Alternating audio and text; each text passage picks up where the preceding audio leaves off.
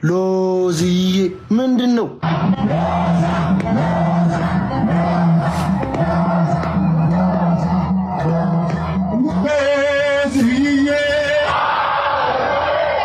ድምጻችሁ አይሰማም።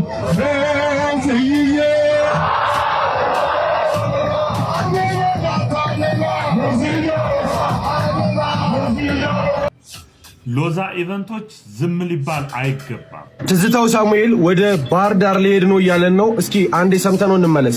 መተን እንሰብካለን። ባህር ዳር ላይ እኔ መጥቼ ሰብካለሁ። ይሄንኑ አሁን ምነግርህን እውነት እዛው መድረክ ላይ ቆሜ እነግርሃለሁ። ለየትኛው ኑሮ ለየትኛው እንትንኛ ሰግተን እኔ መሄጃዬን ያወቅኩ ሰው ነኝ። በዚህ በኩል ጥምቀት ህይወት ይሰጣል ሲለኝ፣ በዚህ በኩል አይሰጥም ሲሉኝ እሺ ስል፣ በዚህ በኩል ማርያም ከማርያም ስጋ አልነሳም ሲለኝ እሺ ስለው፣ ከዚህ በኩል ስጋ ነስቷል ሲለኝ እዛም እሺ ስል፣ ከዚህ በኩል ደግሞ ምን ይላል ኢየሱስ መንፈስ ነው ሲለኝ እንዴ ምንድነው ስል፣ በዚህ በኩል ደግሞ ኢየሱስ በስጋ ነው ሲል ምን ቀረኝ? እኔ ያልቀወስኩ ማሊቀው አሁን አጋጣሚ ነው የሚባለው ወይስ ተአምር ነው የሚባለው?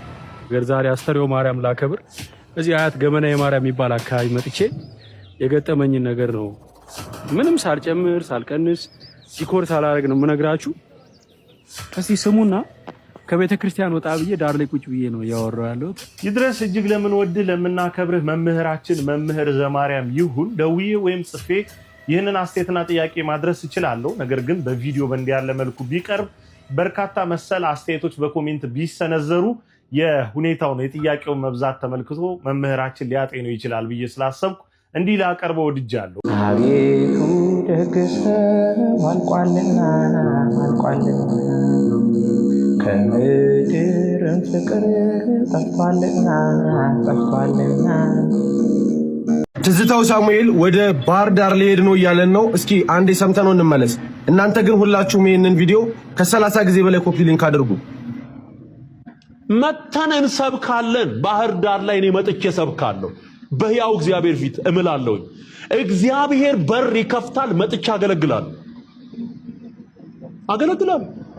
ይሄንኑ አሁን ምነግርህን እውነት እዛው መድረክ ላይ ቆሜ እነግርሃለሁ። ለየትኛው ኑሮ ለየትኛው እንትንኛ ሰግተን እኔ መሄጃዬን ያወቅኩ ሰው ነኝ። ኢየሱስ ያለኝ ሰው ነኝ። ከጨለማ የገላገለኝ ሰው ነኝ። በቃ ሰው ይዳን እንጂ የትም ቦታ ገብቼ ወንጌል እሰብካለሁ። ትግራይ ላይ ወንጌል እየተሰበከ ነው። ይሄው ስር ለስር ተሰርቶ አልቋል። እንግዲህ ትዝታው ሳሙኤል ወደ ባህር ዳር ልመጣ ነው ብሎ በግልጽ ተናግሯል። ውስጥ ለውስጥ ስራዎችን ሰርተን ጨርሰናል፣ ይሄንን ደግሞ እዛው መጥቼ በአካል ደግምላችኋለሁ ሲል በአደባባይ ዝቷል ወይም ደግሞ ፎክሯል። ትዝታው ሳሙኤል የሚሄደው ወደ ሊቃውንት ሀገር ነው። በእርግጥ ለዚህ አንድ ተራ ግለሰብ ዕውቀት ለሌለው እንደ ከበሮ ውስጡ ባዶ ሆኖ ከላይ ለሚጮህ ግለሰብ ሊቃውንት ጊዜያቸውን አያጠፉም። ይልቁንም አንድ የጎጃም ሰንበት ተማሪ ቆንጆ ትምህርትና እንዳይደገም የሚያደርግ አስተማሪ መልስ ሰጥቶ ይመልሰዋል ብዬ አስባለሁ። አንተ ውስጥ ለውስጥ ሰርቼዋለሁ ያልከውን ስራ በአደባባይ የሚያፈርስ ትውልድ ግን እዛው ምድር ላይ እንዳለ እንዳትዘነጋ።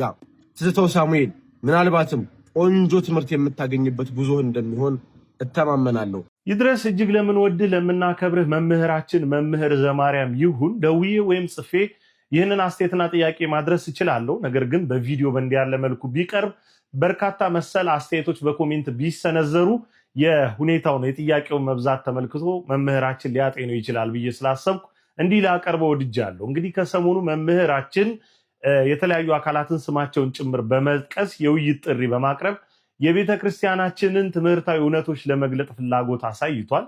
ይህንን ትህትና የተሞላው ጥያቄን ተቀብሎ እንደ መወያየት ወይም ደግሞ እንደው ባይመች እንኳ በቀላል ቋንቋ አይመችም ብሎ መግለጽ ሲቻል በተለመደው የውንብድናና ጠባጫሪ እንዲሁም ደግሞ ፍጹም ትዕቢት የተሞላው ሐሳባቸውን እጅግ በሚጠይሙ አማርኛዎች ሲገልጡ እነዛን ሰዎች ተመልክተናል። ያው ባላችሁም ታዩታላችሁ። እኔ ግን በገጼ እንዲህ አይነት መልእክቶችን ላለማስተላለፍ ለራሴ ቃል ገብቻለሁ። ምክንያቱም እነዚህ ሰዎች እየተቆራረጠ የምናስተላልፍላቸውን ስድባችንን ይፈልጉታል። ደማቸው በጽኑ ነው ይሄንን የሚፈልገው። አንዳንዴ ዝም ስንል ሁሉ የሚጠይቁበት ወቅት አለ። እንዲህ ብዬ እንዴት እንዲህ ሳይሉ የምንባልበት ወቅት አለ። በፍጹም ፍላጎታቸውን ማሟላት አለብን ብዬ አላስብም። አልተወያዩምና ውይይቱ መቅረት የለበትም የሚል ሐሳብ ለመሰንዘር ነው። መምህራችን ጥያቄ ሊጠይቁ ይችላሉ ብለህ ያሰብከውን ነገር በመሰብሰብ ከተለያዩ አካላትን በመቅዳትና በመውሰድ ወደ ራስ ማለት ነው ትምህርታዊ የሆነ መድረክ እንድታዘጋጅ ለመጠየቅ ጥያቄ ሊጠይቁ ይችላሉ ብለህ ያሰብከው ያልኩት በምክንያት ነው። እነዛ ሰዎች አፋቸው በስድብ የተሞላ እንጂ በፍጹም ወንጌልን በዛኛው ሰፈር እንኳን ያለውን ወንጌል ለመስበክ አቅሙን ጉልበቱም የሌላቸው መሆናቸው ግልጥ ነው። ኦርቶዶክስ ተዋህዶ ቤተክርስቲያን ሳይሰድቡ የሚሰብኩት ወንጌል ካለ እኔ እቀጣለሁ። ማናችሁም ተቀጡ። እንደውም አያደርጉትም ያንን። ይልቁኑ መታወቂያቸው የሆነው እኛ ቤት ሆነው የሰበኩት ስብከት የዘመሩ ዝማሬ መሆኑ ግልጽ ነው። ካለ አለ በሉኝ። ነገር ግን የለም። ስለሌለ እንደው ጥያቄ ሊጠይቁ ይችላሉ ተብሎ የታሰበው ነገር በመምህር ዘማርያም ታይቶ በትምህርታዊ መድረክ ቢቀርብ፣ ለዚህም ደግሞ በቲክቶክ ማህበራዊ ሚዲያ በስንት አርቲ ቡርቲ ጊዜያችን የምናጠፋ ቲክቶከሮች አለን። የመምህራችንን ማስታወቂያ ሰርተን በጣም መምህራችን ሊገለጥ የሚገባው ዕውቀት ያለው ታላቅ ወንድም ነው። ብዙ ጊዜ መድረኮችና ሁኔታዎችን እንዳጣ ነው የሚሰማኝ። ስለዚህ ማስታወቂያዎችን በደንብ ሰርተን ያንን ትምህርታዊ ዕለት እንድናስተዋውቅ መምህራችን ከተናገረበት ወይም ፍቃዱን ከገለጠበት ጊዜ ጀምሮ ያንን አድርገን ያ ትምህርታዊ መድረክ ቢዘጋጅ ሳይወዱ በግድ ቁጭ ብለው ያዳምጡታል። ስለዚህ መምህራችን መምህር ዘማርያም ሊጠይቁ ይችላሉ የተባለውን ጥያቄ በመሰብሰብ ትምህርታዊ መድረክ እንድታዘጋጅ በታናሽነት ለመጠየቅ እወዳለሁ። ልብ ይስጣችሁ። አንድ አይናም ሆነ አራት አይና ለእናንተ ይበዛባቸዋል። ይህንን ለማለት እወዳለሁ። በዚህ በኩል ጥምቀት ሕይወት ይሰጣል ሲለኝ፣ በዚህ በኩል አይሰጥም ሲሉኝ እሺ ስል፣ በዚህ በኩል ማርያም ከማርያም ስጋ አልነሳም ሲለኝ እሺ ስለው፣ ከዚህ በኩል ስጋ ነስቷል ሲለኝ እዛም እሺ ስል፣ ከዚህ በኩል ደግሞ ምን ይላል ኢየሱስ መንፈስ ነው ሲለኝ እንዲህ ምንድን ነው ስል፣ በዚህ በኩል ደግሞ ኢየሱስ በስጋ ነው ሲል ምን ቀረኝ? እኔ ያልቀወስኩ ማሊቀው።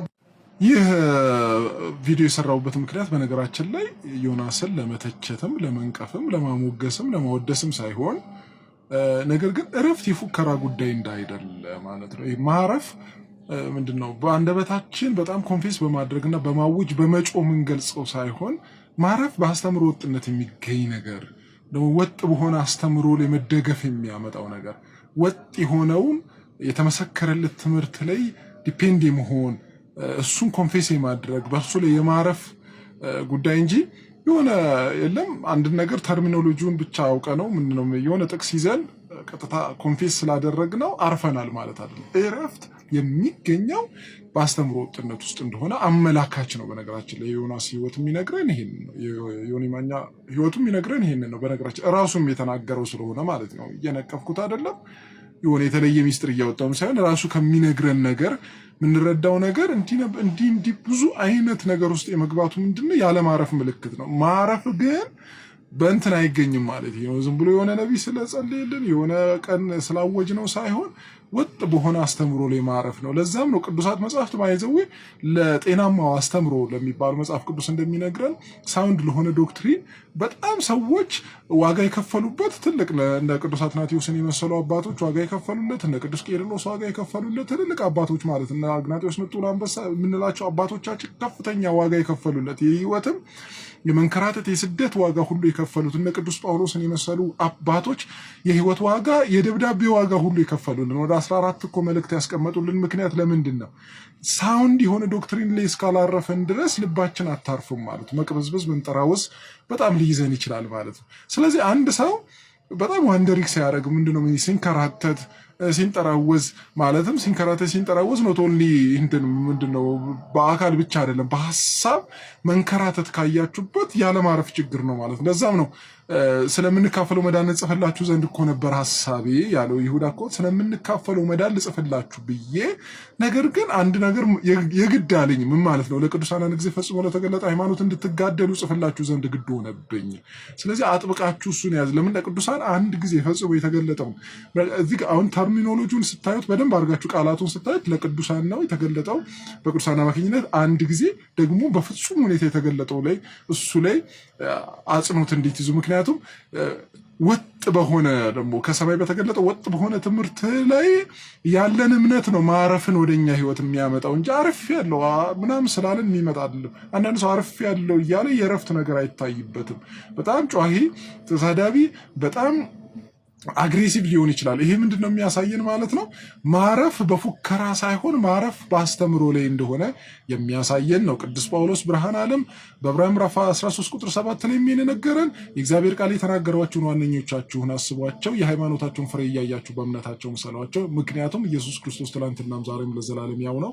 ስለዚህ ልዩ ልዩ በሆነ እንግዳ ትምህርት አትወሰዱ ሲል ልዩ ልዩ በሆነ እንግዳ ትምህርት መወሰድ ማለት እንግዲህ አይደል ያንም ልክ እንደ ቴኒስ ኳስ እንዳይወስደን እንዳንጠራውዘና እንዳንከራተተን አንድ ጊዜ ፈጽሞ በተገለጠው አስተምረን ያለን እምነትና ያለን መረዳት እረፍትን ያመጣልናልና ለዛም ነው ቀድሜ ያልካቸው እኔ ማሞገስም ማወደስም ወይም ደግሞ ለመውቀስ ሳይሆን ግን ጥሩ ሪፍሌክሽን ነው ራሱ ከራሱ ያመነው ስለሆነ ለማለት ፈልጌ ነው። ሰላም ክርስቶስ ከእናንተ ጋር ይሁን። በእንዲህ አይነት መንገድ ውስጥ ያሉትን እግዚአብሔር ወደ ቀና መንገድ ይመልስልን ማለት ነው እወዳለሁ። አሁን አጋጣሚ ነው የሚባለው ወይስ ተአምር ነው የሚባለው? ነገር ዛሬ አስተርዮ ማርያም ላከብር እዚህ አያት ገመና የማርያም የሚባል አካባቢ መጥቼ የገጠመኝን ነገር ነው ምንም ሳልጨምር ሳልቀንስ ዲኮር ሳላደርግ ነው የምነግራችሁ። እስቲ ስሙና ከቤተ ክርስቲያን ወጣ ብዬ ዳር ላይ ቁጭ ብዬ ነው እያወራሁ ያለሁት። ካሜራው ሎል ብሎ ትንሽ እንትን ብሏል። ምንድነው እኔ ታቦት እንደዚህ 3 ጊዜ ዞሬል ቤተ መቅደስ አጅቤ መዞር ምናምን ልምዱ የለኝም።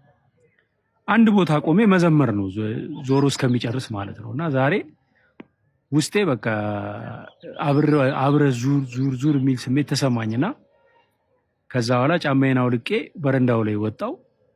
ከዛ መዞር ጀመርን። እየዘመርን ከኋላ ነው ከታቦት በኋላ ራቅ ብዬ እየዞርን ነውና ምንድነው የሆነው? አንድ ሴትዮ ከፊት ለፊቴ አጎንብሳለች። አጎንብሳ ሕፃን ልጅ አዝላለች። ከዛ ከፊቷም ሌላ ሕፃን ልጅ ሴት አለች ማስክ ያደረገች። ከኋላ ደግሞ አንድ ልጅ እንደዚህ አፉን ይዞራል አብሯት ማለት ነውና ከፊት ያለችው ልጅ መሬት ላይ በእግሯ የምትሄደው የራሷ እንደሆነች እርግጠኛ ነኝ። ከኋላ ያለው ግን የሷ እንደሆነ እርግጠኛ አይደለሁም። እና ልጁ ፊቱ ትንሽ ለየት ያለ ነው። ቆዳው ማለት እንደ ፈረንጅ ቀይ ነገር ነው እና አፉን ሸፍኗል፣ ቆርቧል ይመስለኛል። ሴትዮዋ እንደዚህ አጎንብሳ ነው የምትሄደው። የ3 ዓመት የምትወል ልጅ አዝላለች። ማዛያ አልተጠቀመችም፣ የሆነ ጨርቅ ነገር አላሰረችም። እንዲሁ ዝም ብላ በእጇ ነው ያዘለቻት እና አንድ ዙር ዞሯል ታቦቱ። እየተሽሎኮሎክ ሄጄ የሆነ ቦታ ስደርስ ነው ሴትዮ ያለችው። ሁለተኛ ዙር ሊዞር ሲል በቃ ማለት እኔ ያው ከወለዳችሁ በኋላ ነው ልጅን መሸከም ምን ያህል ከባድ እንደሆነ የምትረዱትና ልጅን እንደዚህ አጎንብሶ አዝሎ መዞር ከባድ እንደሆነ ፊል አረኩኝ። ስለዚህ ላግዛት እስቲ ምናምን ብዬ እናቱ ላግዝሽ ስላት ቀና ስትል በ3 መንታ እንባዋ እየወረደ ነው። በዚህም በ3 በዚህም በ3 እኔ እንባ እንግዲህ በ2 መንታ ሲወርድ አይቼ አውቃለሁ። በ3 መንታ ግን ብዙም ፊልም ላይም ምንም አይቼ አላውቅም። ከዛ አጎንብሳ እንደዛ እያለቀሰች ነውና እሺ ካለች በቃ ያዛት አለች። ተኝታለች ሕፃኗ። አቀፍኳት ማለት ነው። ሳቅፋት ነቃች፣ ግን ዝም አለች። በቃ ሳቅፋት። ከዛ በቃ ታቦቱን እየዞርናስ እኔም በቃ ሐሳብ ውስጥ ነኝ። ሴትዮ ለምንድን የምታለቅሰው? አንዳንድ ጊዜ ያው ታቦት ሲወጣ ኦርቶዶክሳውያን ብዙ ጊዜ እናለቅሳለን፣ የታወቀ ነው ማለት ለታቦቱ ያለን ፍርሃት አክብሮትና ፍቅር ለዚህ ቀን መድረሳችን ከታቦቱ አጠገብ መቆማችን በፍርሃት ያስለቅሰናልና እንደዛ ነው ወይስ ችግር ስላለባት ነው የምታለቅሰው የሚለው ነገር በጣም ሰዎች ሰላም እያሉኝ ነው። አንድ ጊዜ የኔ ቆንጆ እንዴት ነሽ? ማለበስ ነው አፍሳላ ወድሻለሁ። እሺ ቻው። እና ያ ነገር የታቦቱ ፍቅር ነው ወይስ ችግር አለባት? እንዳልጠይቃት እየተዘመረ ታቦት እየዞረ ነው። ስለዚህ በቃ ታቦቱ 3 ጊዜ ዞሮ ሲጨርስ ወደ ጎን ወስጄ ቢያንስ ልጠይቃት ምን ሆነሽ ነው ብዬ እያልኩ እያሰብኩኝ ዞርን። ሁለተኛውና ሶስተኛው ሊያልቅ ሲል ማለት ነው ራሷ ቀና አለችና እባክህ እርዳኝ አለችኝ። ምንድነው ስላት ገንዘብ አይደለም አለች። እኮ ምንድነው ታዲያ ስላት ልጄ የምታየው 14 ዓመቱ ነው። 2 ልጆቼ የግል ትምህርት ቤት ጥሩ ትምህርት ቤት ነው እያስተማርኩ ያለሁት ይሄኛው ልጅ ግን የሚቀበለኝ ትምህርት ቤት አጣው። በ14 ዓመቱ ቤት ቁጭ ብሎ ከኔ ጋር ነው የሚውለው አለች። ልጁ ጤነኛ ነው፣ 14 ዓመቱ ነው። እንዳልኳችሁ የቆዳ ችግር ነው ያለበት። ይቅርታ ቀረጻ ላይ ጠብቂኝ፣ ታገሽኝ። እና ያው ከፎቶ የሚበልጥ ጉዳይ ስለያዝኩ ነው፣ ልጨርስ ብዬ ነው። እና የፊቱ ቆዳው የሆነ እንደ ፈረንጅ ቅልት ያለ ሆኖ ግን ያው ከጤና ሳይሆን ከሆነ ከፕሮብለም ይቅርታ፣ ኧረ እንደ ቀረጻ ላይ ነው። ልጨርስና እነሳለን፣ ታገሱኝ። እና እኔም ወዳታለሁ፣ ግን እዚህ ጋር ሲሪየስ ጉዳይ ላይ ያዝኩት። ይቅርታ ደግሞ አስፈቅዱኝ እንጂ ዝም ብሎ ነው። እሺ። እና ጭራሽ ቀረብ አድርገሽ ይላል እንዴ በእናትህ። እሺ። አንዳንድ ሰው መስሚያው ጥጥ ነው፣ በቃ ምንም አይረዳችሁ። ቢታገሰኝ እኮ ሲጨርስ እኔ ራሴ ለምኜው ነው የምነሳው። እሺ። እና ልጨርስላችሁ።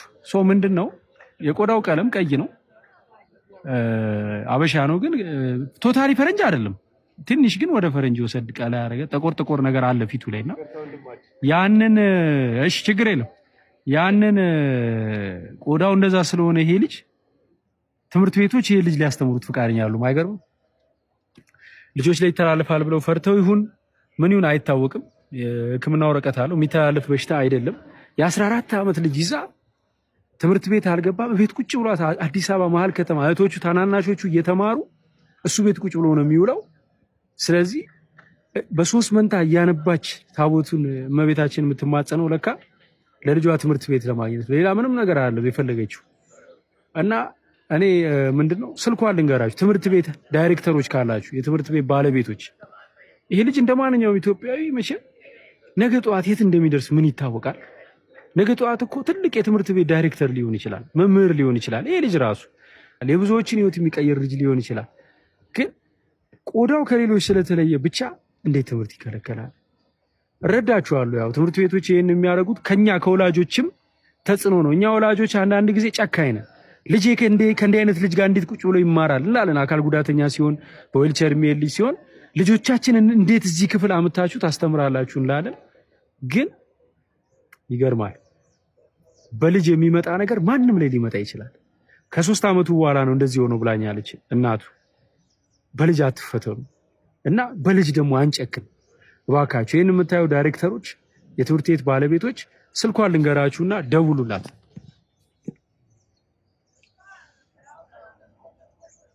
ስልኳን ከመናገሬ በፊት ግን አንድ የረሳሁት ትዝ አለኝ። ብዙ ጊዜ ያው ትክክለኛው ያንተ ፔጅ የትኛው ነው እያሉ ሰዎች ግራ ስለሚጋቡ ጠቃሚ መረጃ ስለቅ እየተቆረጠ ሌላ ፔጅ ላይ የተጫነ ትንሽ እስከ ማጭበርበር ድረስ እየደረሰባቸው ነው። እና ትክክለኛው የኔ ፔጅ ማለት ይሄን ቪዲዮ ያያችሁበት ፔጅ 2.6 ሚሊዮን ፎሎወር ያለው ከሆነ ወይም ከዛ በላይ ከሆነ ትክክለኛው የኔ ፔጅ ስለሆነ ፎሎ ብታረጉት ሌላ ጊዜ መረጃ ስለቅ እውነተኛው መረጃ ይደርሳችኋልና ቼክ አርጉትና ፎሎወሩን 2.6 ሚሊዮን ከሆነ ፎሎ አርጉት ለማለት ነው። 0904 13 50 63 ብላችሁ ደውሉላትና የትምህርት ዕድል ልጇ እንዲያገኝ እርዷት። ሎዝዬ ምንድን ነው?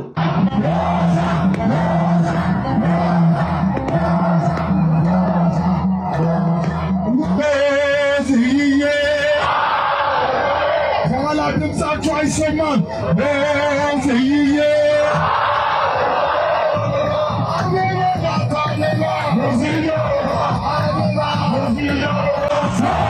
ሰሞኑ በጥምቀት በዓል ላይ ያየነው በጣም የሚያሳፍር ድርጊት አለ። በዛ አፍረን ሳንጨርስ ድጋሚ ደግሞ ዛሬም ተደገመ። ሎዛ ማርያም መከበሩ በጣም ደስ ይላል። ዘማሪያን፣ ሰባኪያን፣ ቲክቶከሮቹ መሄዳቸው በጣም ደስ ይላል። የሚያስደስት ነገር ነው። አገልግሎታችን ግን በምን አይነት መልኩ እየሄደ እንዳለ እግዚአብሔር በሚያውቀው በጣም የሚያሳዝን ደረጃ ላይ ደርሷል። እዚህ ዘጋ ያላችሁ ድምጻችሁ አይሰማም። ሎዝዬ ምንድን ነው? ሚሊኒየም አዳራሽ ላይ ራሱ እንደዚህ አይነት ኮንሰርት ተደርጎ አይታወቅም። ምን ለማስተላለፍ ነው የተፈለገው? አላማው እኔ አልገባኝም። እኔ ሳቅ የቅድስት ቤተክርስቲያን ስርዓት በዚህ መልክ ሲከበርም አይቼም አላቅም፣ ተከብሮ እንዳለፈም ሰምቼም አላቅም። ይሄ ስርዓት የቤተክርስቲያን አይደለም። ይሄ የኢትዮጵያ ኦርቶዶክስ ተዋሕዶን አገልግሎት አይወክልም። ይሄ ግለሰባዊና ይሄ የተወሰኑ የግለሰቦች ስህተት ነው። ስህተትን ደግሞ እያየን ማለፍ አንችልም። ስህተታቸውን እየነገርን ከስህተታቸው እንዲታረሙ የማድረግ የሁላችንም የኦርቶዶክሳውያን ግዴታ አለበት። ይህንን ቪዲዮ ትላልቅ ፎሎወር ያላችሁ ቲክቶከሮች በመንፈሳዊ ስም ተጠርታችሁ እዛ ቦታ ላይ የተገኛችሁ ሁላችሁም ዘማሪዎቹ መሆናችሁ ቲክቶከሮች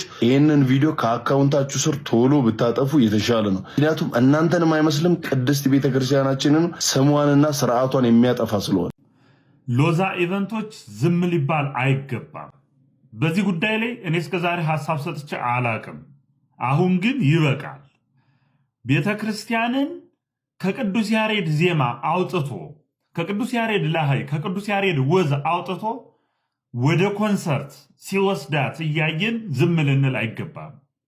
ሊቃውንተ ቤተ ክርስቲያንን የድጓ ያቋቋም የቅዳሴ የሐዲሳት የብሉያት የሊቃውንት መምህራንን ከመድረክ አስወርዶ ቲክታከሩን አርቲስቱን ሰብስቦ መድረኩን መጫወቻ ሲያደርገው ቤተ ክርስቲያን ዝም ልትል አይገባም። ኦርቶዶክሳውያን ዝም ልንል አይገባም። ይህን ልጅ የምታውቁት ሰው ካላችሁ ምከሩት። የሎዛ ኢቨንቶች አዘጋጅን ምከሩት። ቤተ ክርስቲያንን ሕጓን ቀኖናዋን ተደፋፍሮ በነፍሱም በስጋም የተጠቀመ ሰው የለም። በነፍሱም በስጋው ነው የሚጎዳው። አይጠቅማትም። በነገራችን ላይ ሁላችንም ስለምንተዋወቅ በቲክታክ ፕላትፎርም ላይ ያለን ሰዎች በየአውደ ምሕረቱ የምንሄደው እንተዋወቃለን። ሁሉንም ማለት አይደለም፣ ግን አብዛኛው በቅጡ እንኳን ውዳሴ ማርያም ማንደግም ተንሱ ለጸሎት ሲባል እግዚኦ ተሳለነን በቅጡ ማናዜነን ስለምንተዋወቅ ማለት ነው። እንኳን የቅዱስ ያሬድን ዜማ እንኳን የዜማ ምልክት እንኳን የሥራይ ምልክት እንኳን እሱን ይቅርና በቅጡ እንኳን ቅዳሴ እንኳን ተሰጥቶ መመለስ ማንችልን አይደለም። በቤተ ክርስቲያን አውደ ምሕረት ተገኝተን ልንዘምር ይቅርና በድጓው ባቋቋም በዝማሬ መዋሲቱ በነዛ መምህራን ፊት ቆመን ልናገለግል ይቅርና በቅጡ እንኳን ህይወታችን የምንመራ ሰዎች አይደለን። ቤተ ክርስቲያንን አናሰድባት እባካችሁን። ገንዘብ ጠፊ ነው። ገንዘብ ኃላፊ ነገር ነው። ገንዘብ ለማግኘት ብለን ኢቨንቶችን እያዘጋጀን የቤተ ክርስቲያንን መድረኮች አንቀይራቸው። የተባህላቸውን ቤተ ክርስቲያን አልለመደችውም ይሄን ነገር። ቤተ ክርስቲያን እንደዚህ አይነት ነገር አታውቅም። እባካችሁን ይህን ልጅ የምታውቁት ሰዎች ምከሩት።